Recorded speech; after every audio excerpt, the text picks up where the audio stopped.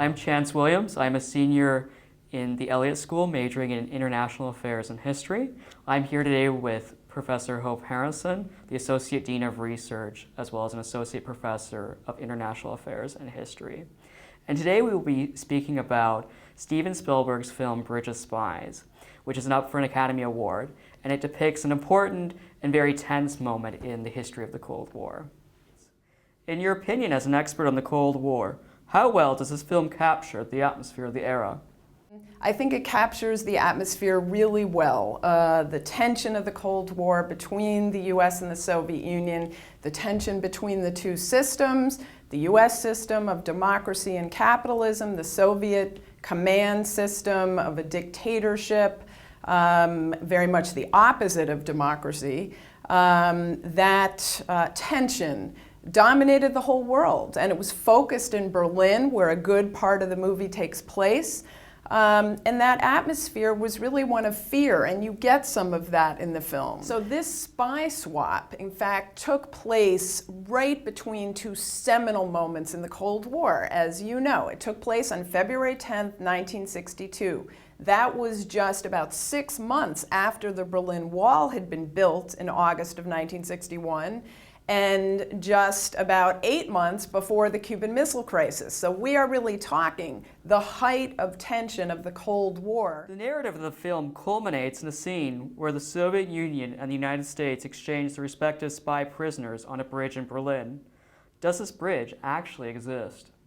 Great question. Some of my friends have asked me that too. The bridge does in fact exist. The bridge in fact was initially built in the late 18th century. Then redone. Of course, it was damaged in World War II in the final battle between the Red Army and the German military.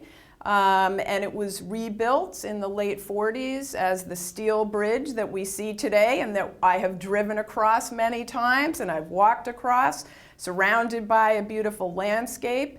But during the Cold War, that bridge was on the border. That bridge connected communist East Germany to capitalist democratic West Berlin. The border was in the middle of that bridge. And so in fact, when they did the prisoner exchange, in dramatic way, they pulled up in their limousines on each side and, walked to the middle of the bridge, and then each continued on their way across to the other side. When Spielberg and Tom Hanks were filming in Berlin in November of 2014, they shut down the bridge for a weekend. They made the set. German Chancellor Angela Merkel came onto the set. This was headlines in Berlin. I happened to be there at the time. The Germans were all excited that they were filming this there.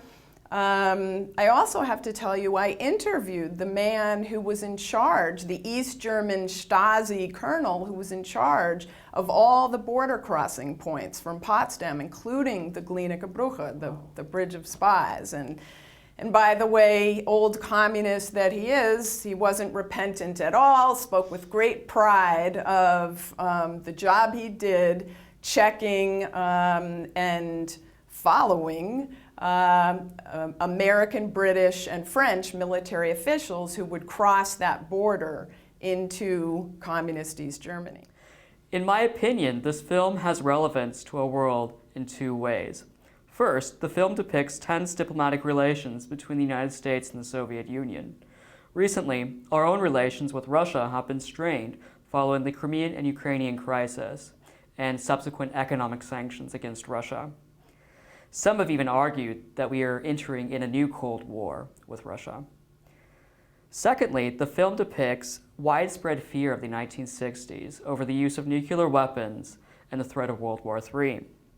It is easy to identify with this fear because the US has lived in constant anxiety of another terrorist attack since 9/11. Recently, this general fear has only heightened with the rise of ISIS and the aftermath of the November terrorist attacks in Paris. What are your own thoughts on the relevance of the film to our modern world? I agree, Chance. You're absolutely right.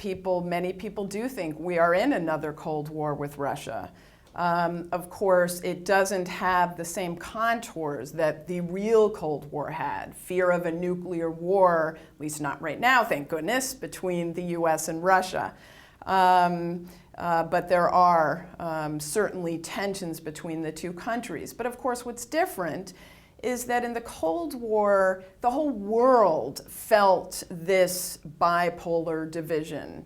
Now for us in the US, as you pointed out, the threats are so much more diverse. It's not just one country, as it was then the Soviet Union. It's anywhere that a suicide bomber may target Americans, whether it's here, whether it's in other countries.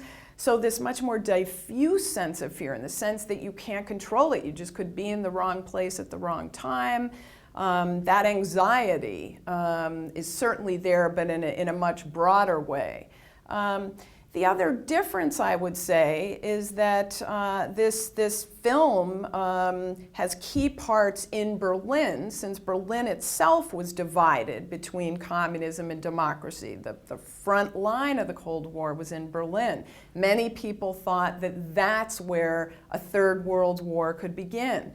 In our world today, there is no one place like that. That is the center of all the tensions. It could be anywhere. It jumps around.